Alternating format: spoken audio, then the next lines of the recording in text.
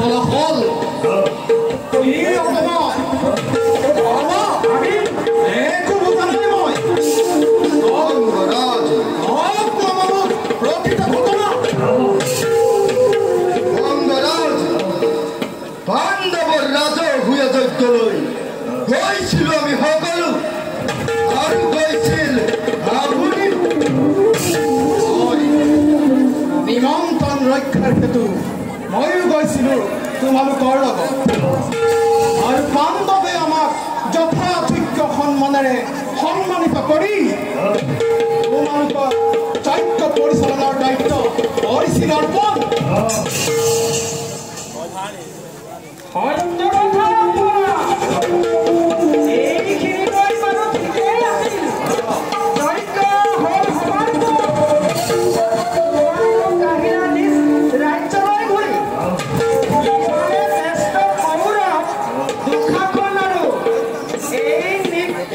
Judistirat, Tudinman, Taki, in the poster who was